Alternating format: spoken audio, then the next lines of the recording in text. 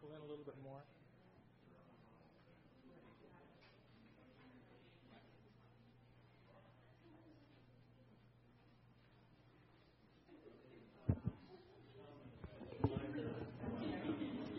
Good afternoon, and welcome to Grand Rounds. My pleasure to introduce our Grand Round speaker for today, Dr. Borkovic, who received his PhD from the University of Illinois in 1970 and spent the next 8 years on the faculty at the University of Iowa. He has been at Penn State University since 1978, where he is currently a distinguished professor emeritus of psychology. Dr. Borkovic's research and clinical practice have focused on adult anxiety disorders. His empirical work has involved both basic and applied research, and his therapy outcome investigations on the cognitive behavioral treatment of generalized anxiety disorder were funded by the National Institute of Mental Health from 1984 to 2003. In the past, he has served on NIMH Psychotherapy Grant Review Committee, the DSM-4 and DSM-5 Generalized Anxiety Disorder subcommittees, and several journal editorial boards. He is co-founder of the Pennsylvania Psychological Association's Practice Research Network and a fellow in the American Psychological Association, the Pennsylvania Psychological Association, and the American Psychological Society. His contributions to basic research and clinical practice were recognized in 1998 by the APA Division 12, Section 3 with the Distinguished Scientist Award, and in 2007 by the Association for Behavioral and Cognitive Therapies with the Outstanding Researcher Award. In September of 2003, he received an honorary Doctor of Philosophy degree from Stockholm University. So today, he's here with us to talk to us about basic and applied research in generalized anxiety disorders. Please help me welcome Dr. Borkovic.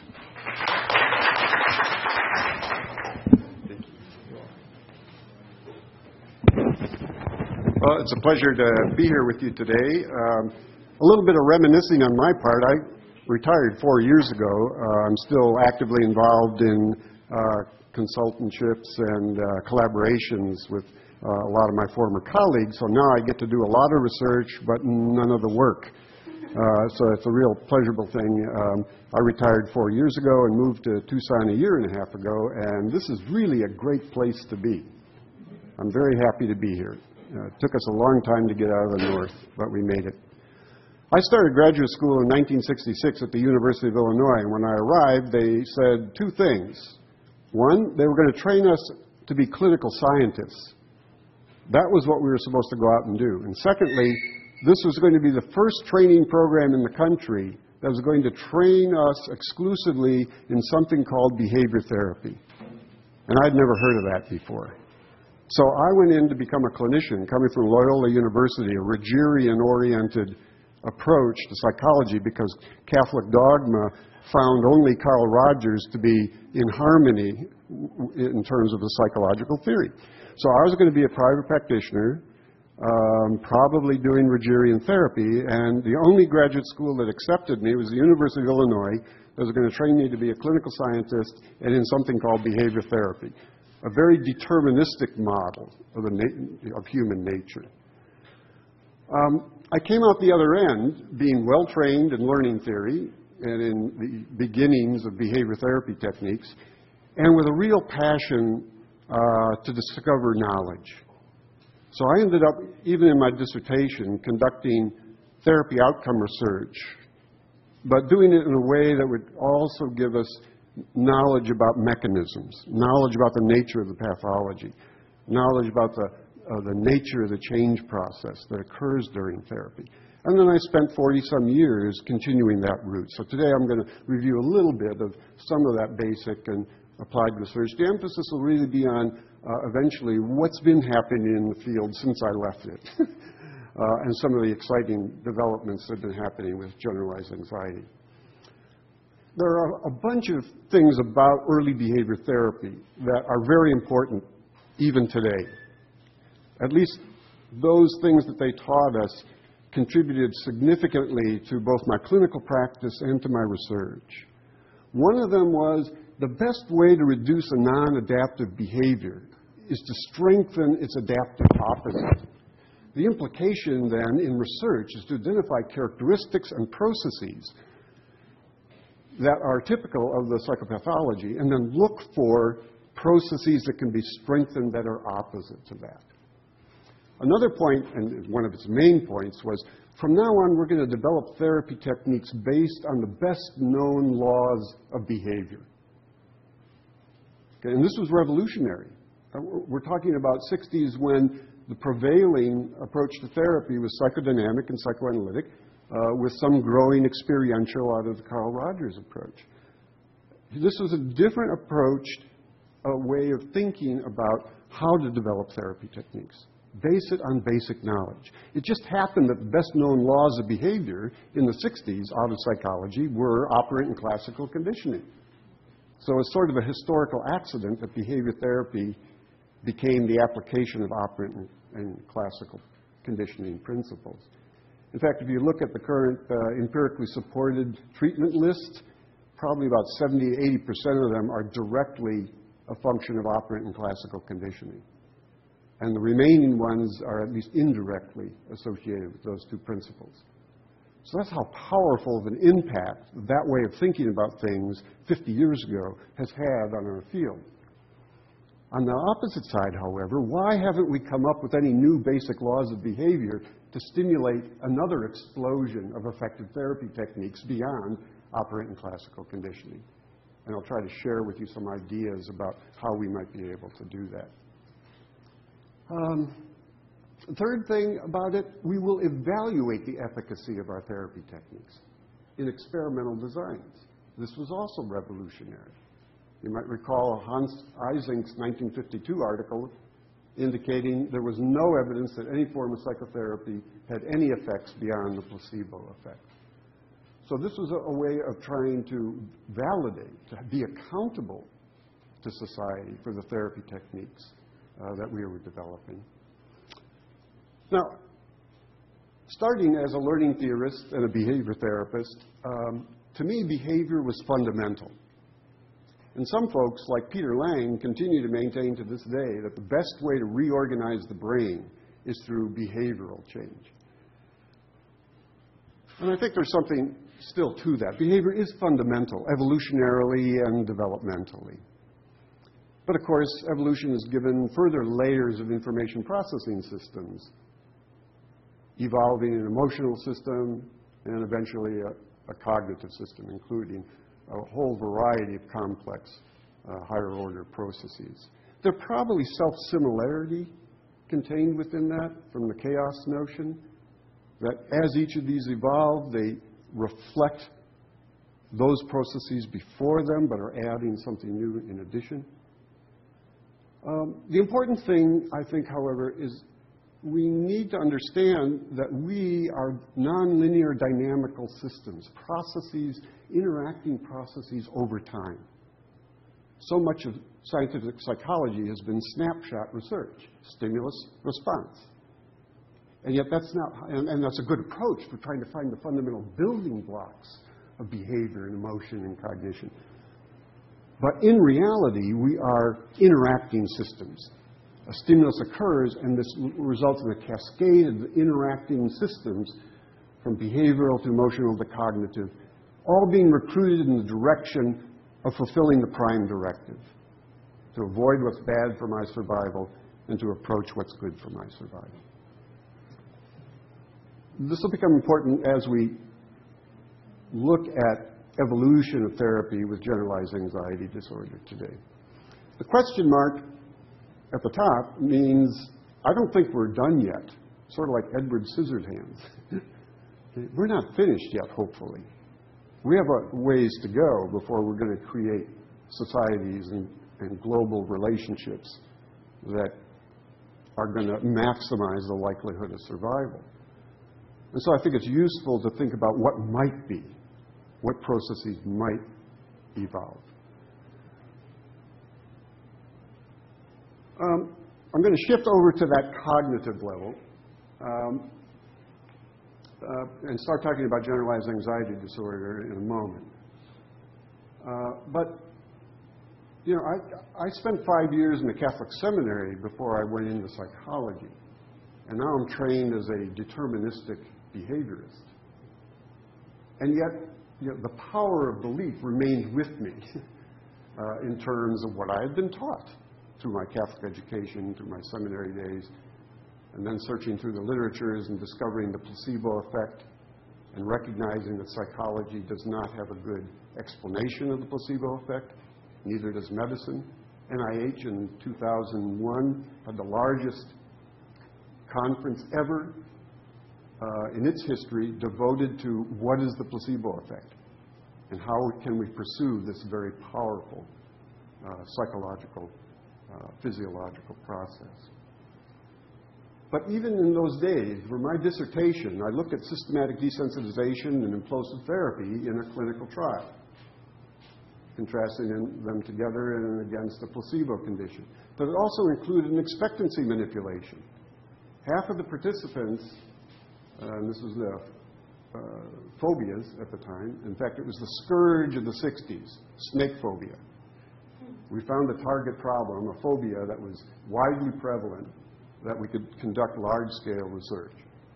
That's a bit of an embarrassment now, but it was a beginning point for conducting a lot of fundamentally good research. But half of my participants in each condition were told, this is therapy and it's going to help you be less afraid by the end of it. The other half were given an experimental instruction about why they were going through these repeated exposures with physiological recordings.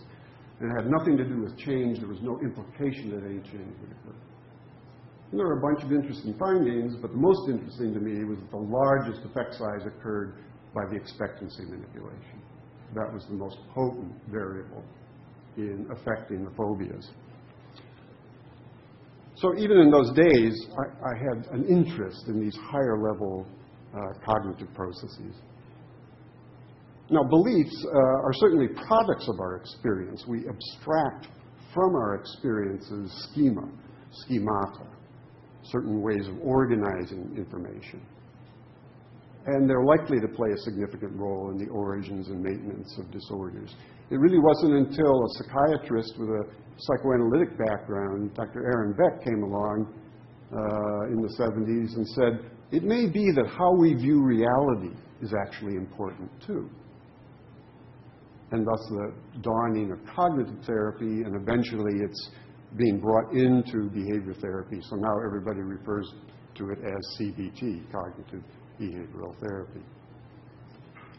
One of the intriguing things about beliefs to me, as I was starting to do research at University of Iowa and looking at some of the cognitive features, was a book by Julian Jaynes in 1976. I don't know if you've read his Origins of Consciousness in the Breakdown of the Bicameral Mind.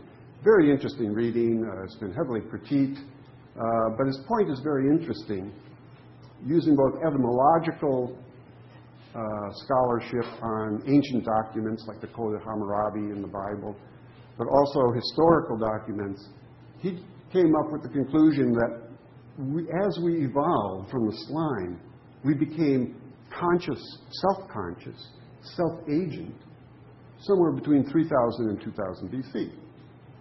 And one of his arguments was that around that time, tribes that had been isolated for millennia and had evolved their own theocracy, belief system, in order to keep this tribe together and to maximize its survival, we're now starting to come into contact with other tribes that had entirely different beliefs about reality. So it wasn't until that moment in time that there was any reason for me within a tribe to have any doubt about what I had been taught, what I had been told. And so if I'm starting to confront alternative views of reality, different beliefs, there's going to be two consequences: more and bloodier wars, because we seem to fight a lot to maintain our beliefs, but also the second really important possibility that we begin to doubt what we've been told, and that encourages us to find the truth for ourselves. Now, it's an interesting hypothesis that maybe being exposed to a lot of different beliefs can drive a quantum leap in human consciousness. It makes me think now when you and I and everyone in the world have access to all beliefs, like through the internet, what effect could that potentially have? So the question mark, what's going to happen in terms of evolution as we confront a very different world, being exposed to very different beliefs, with real significant consequences to that happening? What is that question mark going to be filled with in terms of potentially the next quantum leap in human consciousness? Well, getting back to the ground from being up in the sky like that, generalized anxiety disorder has a lot to do with these abstract systems. Maybe one of the most important things we discovered in the early 80s was that worry, the central characteristic of GAD, involves thought, verbal linguistic activity. When I'm worrying, I am talking to myself. That begs the question, by the way, of when I'm talking to myself, who is talking to whom? And we'll come back to that maybe at the end if we have enough time. But at any rate, when I'm worrying, I'm engaging in focusing my attention on and generating verbal linguistic thought. Very abstract processing of information. It turns out, empirically, that when I engage in that kind of worrisome thinking, it prevents me from processing emotional material. Now, you might know, following Kozak's 1986 neo-behavioristic view of how extinction takes place in the area of anxiety disorders, repeated exposure leads to a decline in the fear response. And their explanation for it was that with repeated exposure, if there is a complete pulling out and accessing of the fear structure stored in memory, there's a chance for new information to be added and placed back into memory. The new information is nothing bad's going to happen. And to index whether or not emotional processing has occurred, we can look at things like cardiovascular response to the stimuli. So we did a study in the early 80s, and it's been replicated in several different places in several different ways, that when I'm worrying, if you present me with fearful material, I don't process that material emotionally. It reminded me of Amanda, a character in Tom Robbins' book, Another Roadside Attraction. And she said, people deal with their problems at an abstract level. That way they don't have to get personally involved. From the psychological point of view, as long as I'm intellectualizing, Freud's word for it, indeed I am not processing emotional material. And if I'm not processing emotional material, everything we know about mood disorders and anxiety disorders suggests that we're not going to change. Out of that eventually emerged a cognitive avoidance theory of worry. That worry has several different ways of avoiding our anxiety responses. It's old Maurer, 1949, two-stage theory of fear. Classical conditioning leading to the stimuli becoming anxiety-provoking, followed by operant conditioning. I avoid the things that make me feel anxious. That's understandable. We don't want to feel bad. But as long as I keep avoiding them, that fear is going to maintain because there's no opportunity for emotional processing, no opportunity for extinction to take place. So it appears that worry, wherever it's occurring, not just in generalized anxiety disorder, where it's a central feature, but in any emotional disorder, as long as I'm engaging in worry, I'm not going to be engaging in emotional processing of the material that I may need to process if I'm going to overcome this difficulty. There's another level of, by the way, the main reason why worry is cognitive avoidance is the Zeigarnik effect, 1924 German researcher. The problems that we've solved, we forget about. Problems that have remained unresolved, the mind uncontrollably keeps going back to. And that's evolutionarily adaptive.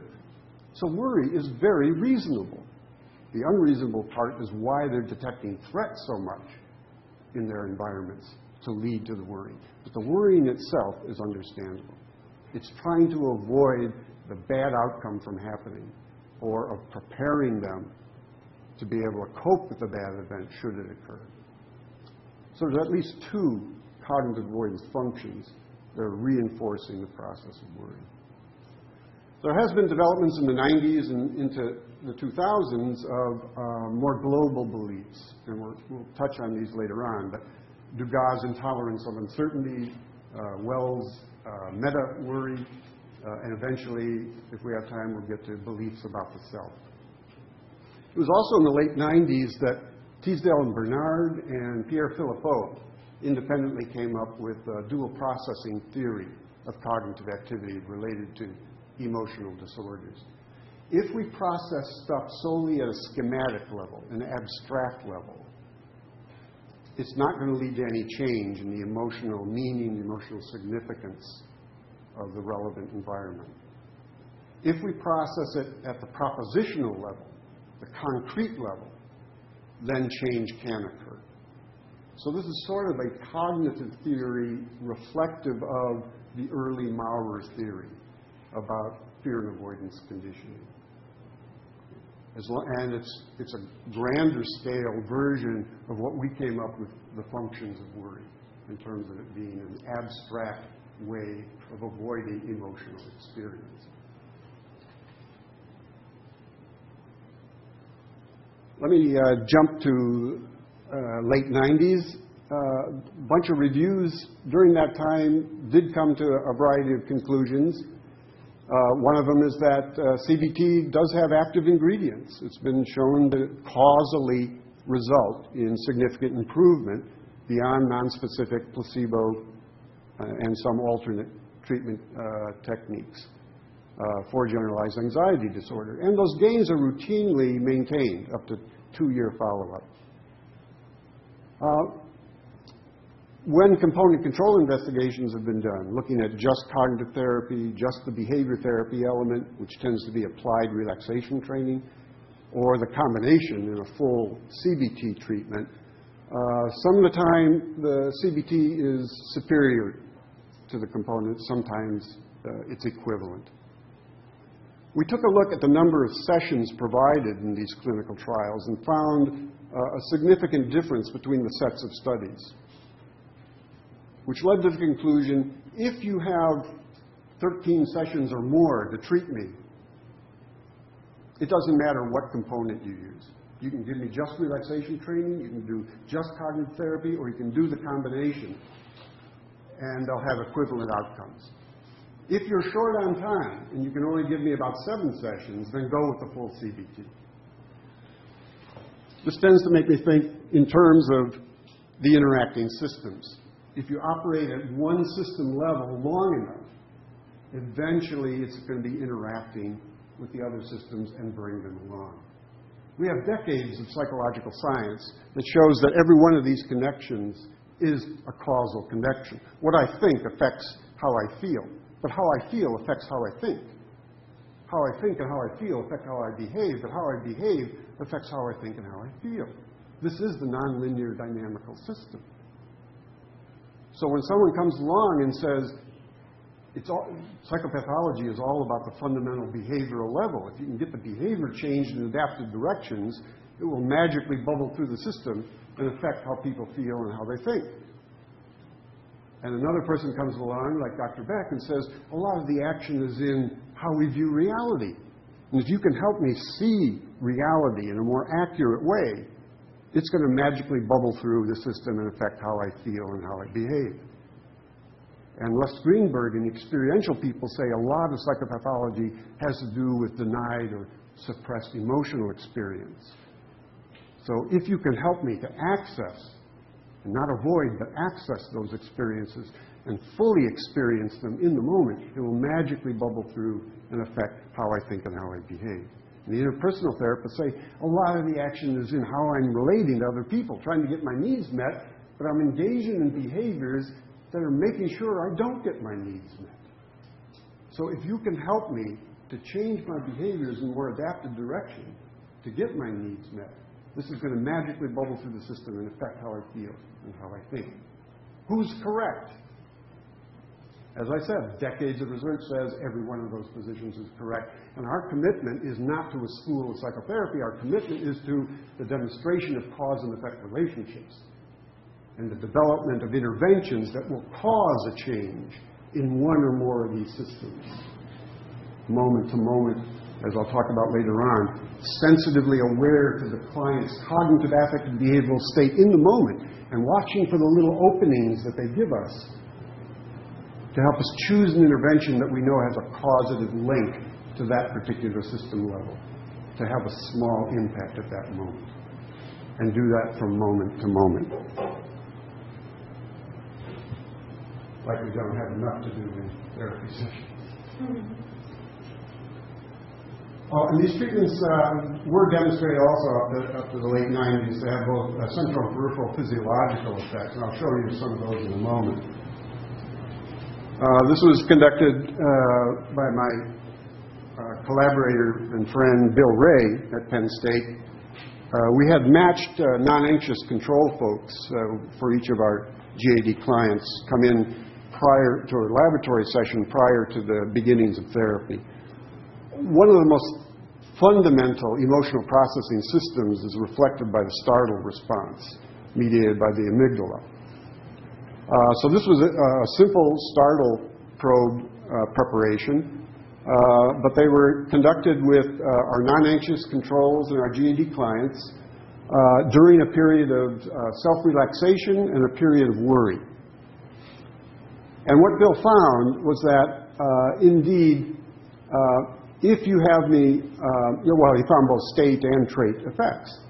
If I'm suffering from generalized anxiety disorder, I'm going to show significantly greater startle response than if I'm a non-anxious person.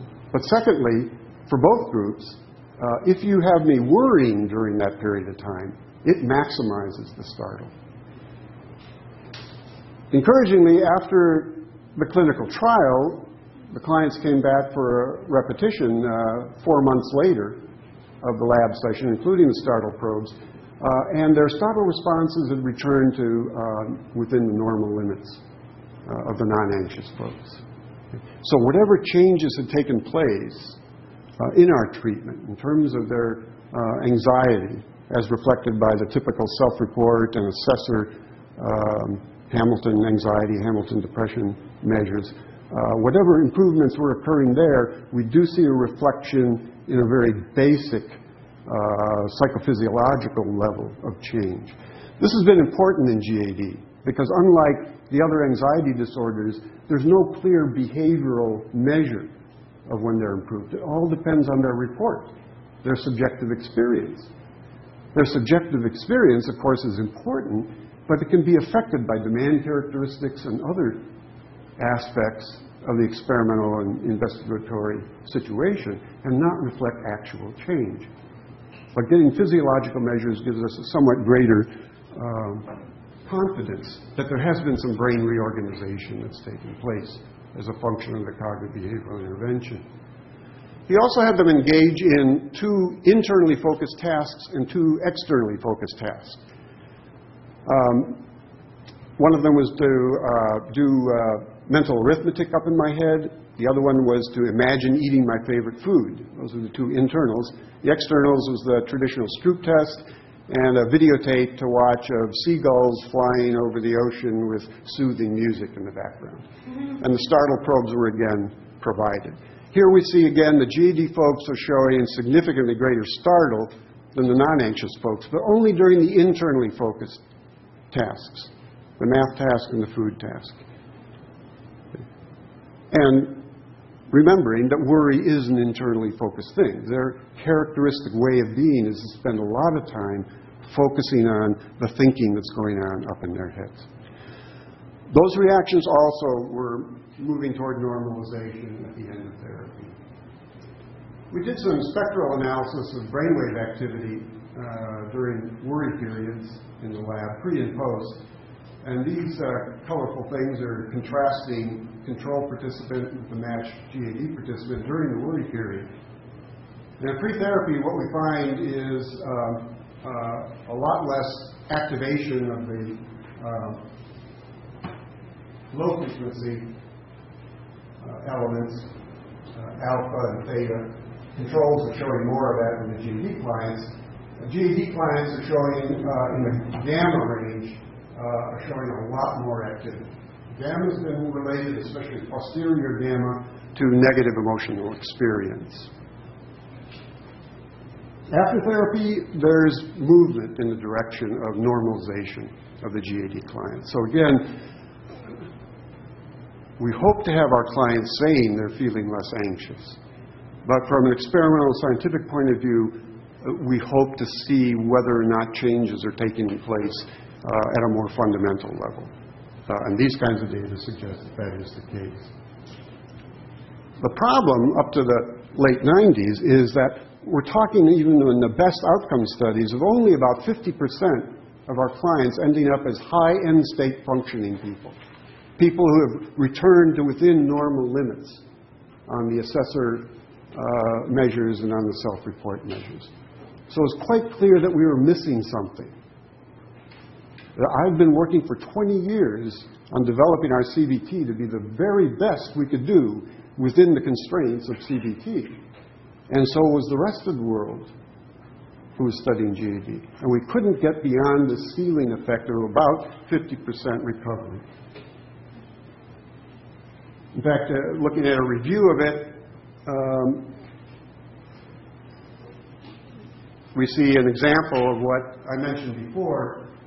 CBT is showing the best outcomes, not always significantly greater than cognitive therapy by itself or behavior therapy, applied relaxation by itself. But even then, at post and at follow-up, we're only hitting about 50%. So this, of course, leads to us trying to figure out what are we missing. We could continue to try to develop CBT, but after 20 years, I'm thinking we're missing something here. Of course, in the process of those 20 years, we're also doing a lot of research on the characteristics of GAD folks in comparison to non-anxious people. Some of it I showed to you earlier. And one of the things that started emerging as we studied worry and as we studied GAD was that that process and that diagnostic group does have an interpersonal connection. We knew that from our earliest study on worry in the early 80s.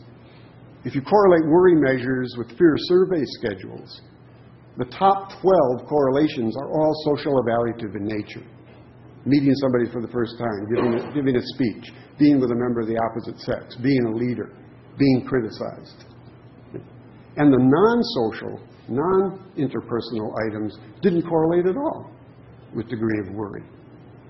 Secondly, when we did content analysis of our GAD clients' worries, the biggest content category was interpersonal. It turns out for non-anxious people, the biggest category is also interpersonal. Thirdly, the most frequent comorbid condition for GAD, and GAD has high levels of comorbidity, is social phobia.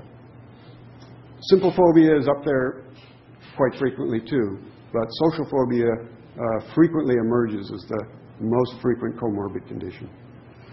So we started giving the inventory of interpersonal problems, Len Horowitz's psychodynamically based but behaviorally descriptive measure of the things I do and the things I don't do often enough that get me into trouble with other people.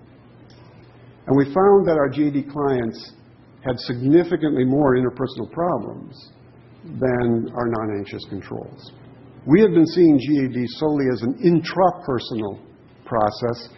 These data were suggesting there may be something going on in interpersonal behavior, interpersonal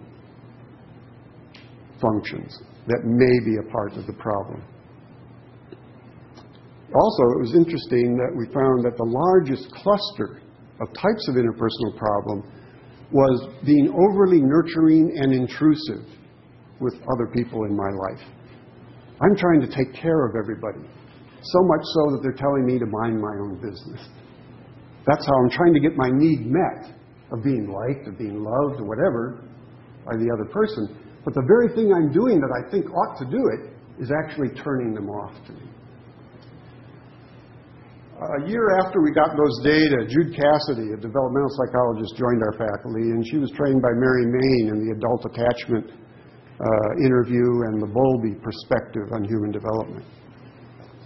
And so she said, you know, your GAD clients sound exactly like the adult sequelae of an insecure attachment. And I said, well, that sounds neat. What is an insecure attachment? And she told me about it, and I said, well, please come and do interviews with our clients. Well, first you develop a self-report questionnaire before doing the massive investment of time that the adult attachment interview involves. She created a questionnaire to tap some of the attachment dimensions. And what she found was that our clients had been reporting insecure attachments in childhood. In fact, the main one was role-reversed relationship. Mom wasn't there to take care of my needs, and I'm just a little kid. And in fact, I had to take care of her needs. So just a year apart, the IIP is telling us that our GAD clients are getting into trouble in their interpersonal relationships by trying to take care of everybody. And Jude's data is saying, and this may come from their childhood experiences. To get mom's love, I had to take care of mom. She eventually did get funded by NIH and did the full adult attachment interview. And in fact, the first panel shows our GAD clients before they began therapy. And almost 60% of them are showing an insecure attachment of the disorganized type. I won't go into the meaning of that because of time. But notice that her major depression group was showing a similar kind of pattern and even a significantly higher level of disorganized insecure attachment. But one interesting thing is that pre-therapy with the GAD clients compared to the controls is in fact a significantly higher degree of insecure attachment. At the end of therapy, where half of our clients did not receive the AAI until they no longer met GAD diagnostic criteria at a post or a follow-up moment, those patterns are identical to the patterns of the non-anxious control group. Jude got very excited. She said, do you realize your CBT is changing their working models, developmentally based? And I said, that's fantastic, but there's a rival hypothesis, and that's mood and memory. That once the second group who were tested, after a successful reduction of their anxiety, they may be reporting more normalized patterns because they're not as anxious and they're remembering things from childhood that are different from the way they remember them when they were highly anxious. So that's a rival hypothesis that's yet to be tested. There's a second thing that we thought we might be missing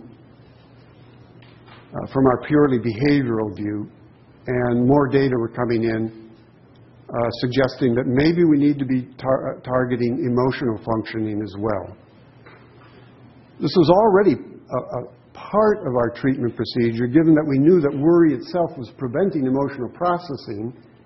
And so in the CBT, we're trying to have them confront their fears in a way that is not being mitigated in its effects by the worrisome process. But then data from Rick Heinberg at Temple University and his colleague Doug Menon and Liz Romer and Sue Orsillo and eventually Steve Hayes with experiential avoidance, they were beginning to show that GAD folks are in fact not very much in touch with their emotional experience. Indeed, they're actually afraid of their emotional experience. At least on self-report measures, they were reporting being afraid of all types of negative emotions to a greater degree than non-anxious people. And in half of those studies, it was even showing that they were afraid of positive emotion. So this suggested to us the theme song from Pink Floyd, The Wall, for our GAD clients, especially in combinations with Jude's developmental data. When I was a child, I caught a fleeting glimpse out of the corner of my eye. I turned to look, but it was gone. I cannot put my finger on it now. The child is grown. The dream is gone. I've become comfortably numb. And so one of our grad students, Dean Akins, took a look at IAPS pictures from Peter Lang's pictorial stimuli, negative and positive stimuli, and looked at cardiovascular response within the GAD clients and their matched controls. And the matched controls show the typical bifurcated heart rate response to positive and negative information. The GAD client showed no significant heart rate change to either positive or negative information. So at a physiological level, we have some support for the comfortably numb perspective on worry and GAD. Given those two things, we thought, okay, for the past 15 years, we've been accumulating evidence that one of the things we might be missing is the targeting of interpersonal functioning and potentially the targeting of emotional functioning. And so my colleague, Michelle Newman, trained at Stony Brook as a CBT therapist, but very much trained also in experiential techniques with Marv Goldfried, adopted Safran and Siegel's 1990 book on interpersonal process in cognitive therapy. It's a wonderful book, but she adapted that treatment approach to what we knew about our GAD clients. The experiential element of eliciting emotion, all kinds of emotion, positive and negative, in the course of the therapy, was in the service of the interpersonal therapy. If I'm going to figure out how to get my needs met by other people, when my current behaviors aren't getting those needs met, I really need to know how I'm feeling in each interpersonal situation, both the positive and negative feelings. And so Safran and Siegel's treatment approach has an integration of emotional processing with the interpersonal therapy, ultimately leading to helping to identify our clients what they really need from significant people in their lives, and then of working out new behaviors to maximize the likelihood of getting those needs satisfied. So we did an open trial where our clients received an hour of our CBT followed by an hour of the IEP, the interpersonal emotional processing therapy. And without going into details, it gave us promising results. Here's the set of GAD outcome clinical trials that I've done from the 80s through the 2000s. And we were incrementing along with the addition of the IEP looking real favorable. So NIMH said, okay, you can do the experimental trial. Compare CBT with and without the IEP. And the control feature for the CBT alone was to have supportive listening. It took 7 years to do this study, 5 years to do the therapy, 2 years follow-up. We get no significant differences between the two conditions. So 7 years of my empirical life has shown us a route not to pursue. A few caveats to that. I'll tell you in a moment. Here's in terms of recovery rates. We do seem to be getting better at our CBT. And the IEP, even though it's not a statistically significant difference, is getting up into the range of 60 to 70% recovered clients. One piece of optimism is that Shiva Rezhan and her colleagues in Isfahan, Iran, collaborated on a treatment project. She didn't have the emotional processing elements in it, but she otherwise did a replication of our study with an Iranian GAD population, and she did find a significant difference on the central outcome measure, the Penn State Worry Questionnaire, at follow-up. The other part of it is, I had to watch all the videotapes to give feedback and supervision to my therapists. And we know that there were dramatic, significant change events that occurred during IEP. If we had another 30 minutes here, I would show you one of the most beautiful evolutions of a cure of a GAD using emotional processing and interpersonal methods that I'd ever seen. It was a masterful session. done by a former student of mine who had been trained in doing private practice in CBT for 20 years before Michelle trained him in the IEP. And it produced this incredible outcome. So our conclusion is that it can be a very powerful technique, but it's going to depend on a good case formulation. Do a good functional analysis to determine the extent to which emotional avoidance is part of the picture for the client, the extent to which interpersonal problems are forming part of the difficulties that our clients are having. The other possibility is that we didn't integrate the IEP with the CBT. Okay? For experimental reasons, they got an hour of CBT followed by an hour of IEP. And that's not the optimal way of doing integrated therapy. So it may be that if you allowed me to do what I told you earlier, that to be sensitively aware to my client's cognitive, affective, behavioral, interpersonal state in the moment, watching for little openings, and then intervening with whichever therapy technique had the greatest causal influence on that open system, we might be able to produce better outcomes. I'm retired now, so I'm not going to do that study. If you do it, I'd be happy to consult for free. What I've been talking about is an example of typical molar approaches to any psychopathology in psychology. Any difference we find between the pathology group and a non-pathological group, we think this may be the answer. This may be a causative element in the pathology. That's what we did with the interpersonal problems and with the emotional fears of emotion kind of thing. But we try to identify characteristics, take a look at the extent to which they predict, mediate, and ultimately cause worrying and GAD, and then target those processes in treatment. Much of the development in GAD from the mid-90s to the present time has been based on this kind of a paradigm. One example is Dugas' intolerance of uncertainty, where for him the central characteristic of GAD is that they can't tolerate any form of uncertainty in their lives. And so he comes up with, tries to develop cognitive therapy techniques and some behavioral techniques, repeated exposure to the worrisome outcomes as a way of helping them to learn to cope better, to live within uncertainty in a better way. And his most recent studies are showing a fairly favorable outcome, especially at follow-up, getting beyond 60% recovered. Adrian Wells took a different approach. He thinks that the core characteristics of GAD have to do with their fear that their worries are uncontrollable, which is a DSM-4 defining characteristic of the worry in GAD, and that they're dangerous, somewhat analogous to panic disorder folks thinking that their panic attacks may be indicating mental illness or that they're going to have a heart attack.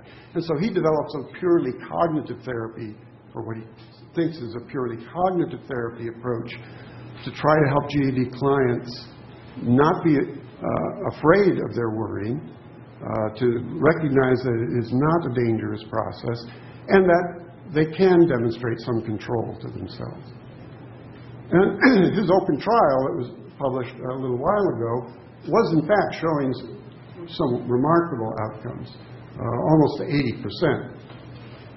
His treatment is currently being tested experimentally in Trondheim, Norway, so we're looking forward by sometime the end of this fall of getting new outcome data to see if this degree of outcome improvement holds up. Liz Romer was a graduate student of mine, and she was actually a therapist in one of my GAD outcome studies, so she knew my CBT treatment really well. She went off on her own as a faculty member and clinical scientist for the past several years, and she's been trying to integrate Steve Hayes' acceptance and commitment therapy and mindfulness-based interventions with the CBT treatment that we developed at Penn State. And much of it is focusing on viewing more objectively our internal experience, right? Of not reacting to the reactions, but being an objective observer of my thoughts, of my emotions. And secondly, of getting my behaviors to be more value-driven, to not allow my fears and worries to stop me from engaging in behaviors that maximize fulfillment of what's important to me in life.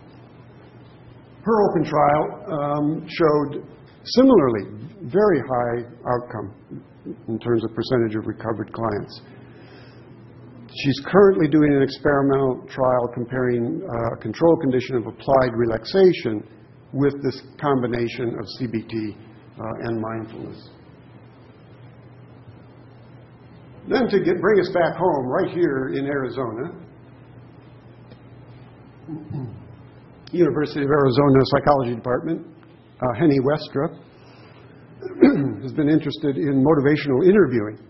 And she's thinking GAD clients may not be very motivated to change.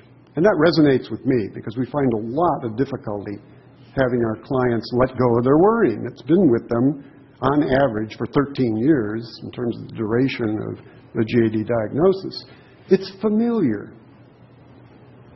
And it's constantly being negatively reinforced, both by the somatic suppression as well as the belief that worry prevents bad things from happening. There's a lot of superstitious reinforcement involved in worry. I worry, and the bad thing doesn't happen. We've asked our clients to identify their worry each day, and when an outcome occurs, to rate it in terms of whether it turned out better than expected, as bad as expected, or worse than expected. 86% of the things they worry about do not happen. And of the 14% where the bad thing does happen, they cope with it much better than they expected 80% of the time. Okay, so the Richard Lazarus primary and secondary appraisal kind of notion, that they're afraid of bad things happening, and if bad things happen, they're afraid they won't cope with it well, that happens very infrequently. And even when they both occur, they're still alive to tell the tale. So that sets up a perfect superstitious reinforcement paradigm. I worry, and the bad thing doesn't happen. I worry about the next thing, and it doesn't happen, and it doesn't happen.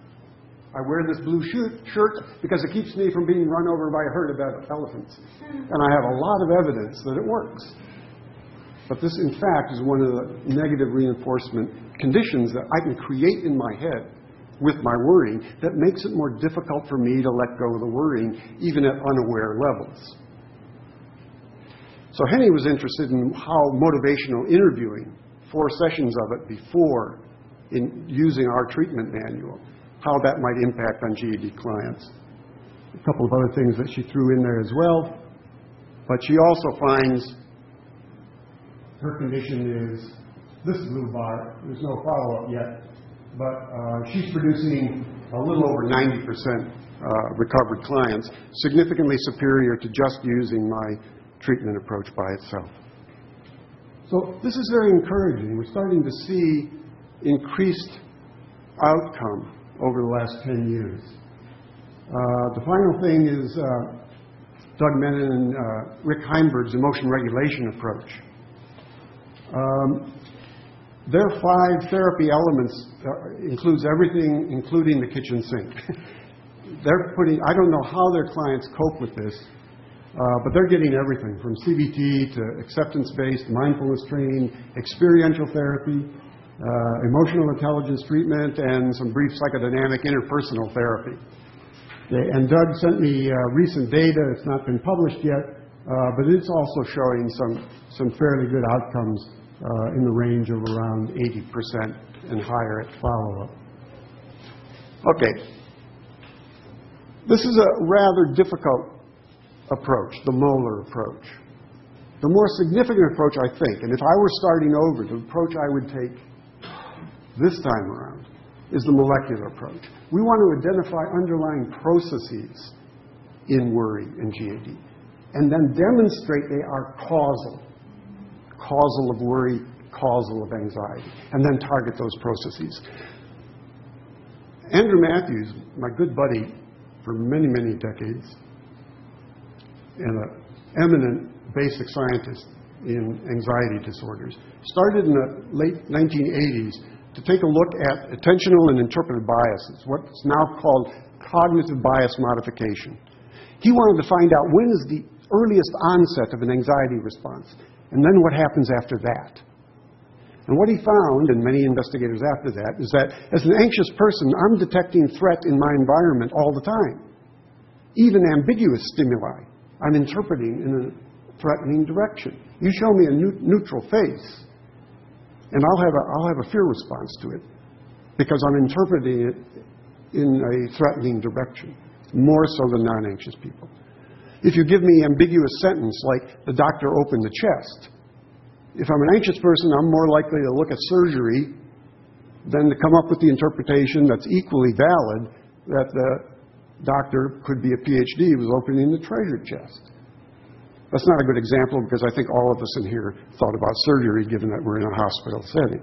But there's many types of ambiguous stimuli that are used to test this. And anxious folks interpret significantly more in the threatening direction. So, treatment then would follow directly from that.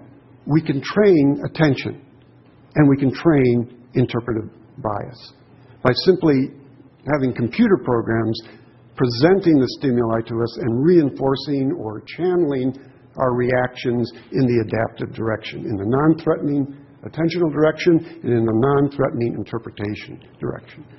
This is the first time in my history from early behavior therapy of pursuing basic knowledge to lead to new therapy techniques that I see that promise being once again potentially fulfilled. Good basic science on causal demonstrations leading to potential treatment techniques. The jury's still out, but initial information that's coming in is showing us that you can train these things in trait-anxious people as well as GAD folks. This is just a snapshot of some of the studies looking at a variety of different causal mechanisms and processes, but also including 2 clinical trials, 8 sessions of training on a computer screen, training GAD clients and socially anxious clients to attend to non-threatening information within the display rather than attending to the threatening information. This led to rather remarkable outcomes of 50 to 79% of the GAD folks no longer meeting diagnostic criteria at the end of 8 weeks. Compared to the control group of 13%, these were GAD clients who got 50-50 random reinforcement of attending the threat or non-threat. Similar kind of outcome coming from Schmidt et al. On social anxiety. In terms of interpretation bias, similar kinds of things have been happening. Where you're training me or channeling me, there's different ways of doing this, to end up with benign interpretations rather than the threatening interpretations. And these having causal influences on anxiety. So what's the future? I didn't lay out all the arguments for it, but I think imagery is going to make a comeback. At least with GAD and some of the mood disorders, where I'm up in my head thinking all the time. If we want to get emotional processing going, we've got to circumvent the thought activity, the intrusive cognition activity, and emphasize emotional processing activity. Imagery is a good way to do that in therapy. And Emily Holmes at Oxford, in England, and several other places are rapidly pursuing the new deployments of imagery with depressive rumination and with GAD worry, and showing very promising results. I think we will be coming closer to more active whole organism approach responding. Remember I said early behavior therapy was the strengthening of opposites. So what is the opposite of GAD and worry? The opposite of being in my head, focused on the future, would be to focus outside of my head, to focus on reality, and to approach that reality rather than avoiding that reality. And that means not just behavioral approach, not just cognitive approach, not just emotional approach, but all three at the very least. How is it that I can approach each day, each event, each person with a cognitive, affective, behavioral approach response that is the opposite to all the avoidance I've been doing, behaviorally, cognitively, and emotionally. That, to me, has to do with intrinsically motivated behavior. How can I write this grant proposal from an intrinsically motivated perspective? If I focus on the outcome of getting the money and increasing my fame, I'm increasing my anxiety because it might not happen. And it's very important that it happen. And what is the effect of anxiety on complex cognitive performance? It decreases the quality of that performance. So the more I focus on the extrinsic outcome, the less likely I'm going to be able to achieve it. If I focus on writing grant proposals in order to get on top of the literature, to find new knowledge, to think interesting thoughts, to come up with elegant designs in and of themselves, to create poetry as I write to the NIMH Review Committee, to have metaphor contained within every sentence, where there's meanings underneath the meanings that I'm conveying in a scientific way. If I focus on that, I'm focused on intrinsically motivated things that are rewarding by the act of doing them and have no reference to the outcome at all. The more I can focus on the intrinsic, the more joy there is, the less anxiety there is. If there's less anxiety, what effect does that have on complex cognitive performance, creating the grant proposal? It will increase the quality of my life. How ironic. I have to let go of the external outcome to maximize the likelihood of getting it. And now we can analogize that to interpersonal relationships, to emotional experience, to every aspect of the client's life. Of getting the pyramid, nonlinear dynamical systems interacting and being recruited together in a positive approach direction. Not just the reduction of anxiety, but the creation of approach. This idea came to me because of reading Joseph Ledoux's stuff and earlier in the behavioral activation system and behavioral inhibition stuff of Jeffrey Gray. See, us behavior therapists that are trying to do exposure treatment have only been doing behavioral approach. And we haven't been paying attention to what's going on in the mind and what's going on in the emotions. And the Gray stuff and the Ledoux stuff says if the CR never goes away in the amygdala and we're only building new meanings, then we need to build those new meanings in terms of all of the response systems if we're to maximize the speed, the generalizability, and the long-term maintenance of change. So there's synchrony within the system as it develops new meanings. And not that one system is just fighting against the other systems in the attempt to create them. If I had more time, which obviously I don't, I'm already 5 minutes and 15 minutes over, I would talk about present moment reality is the opposite to thinking about the future up in the head. And I would eventually get to the point of saying we have to kill off the self. From a Rogerian point of view, the ideal self. Turns out all that cognitive bias modification literature, every one of those studies says, of course, this material has to be self-referent.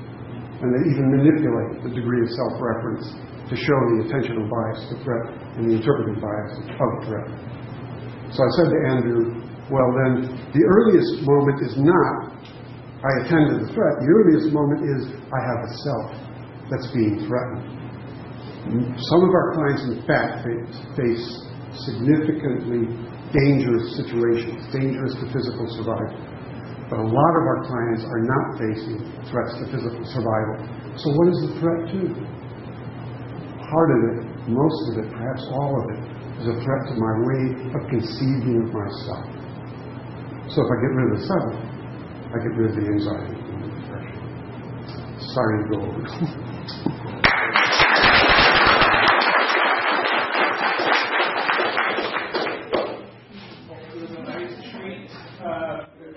Time for one question, and we can vacate the room if there's a question. There's some question maybe I can indulge for this.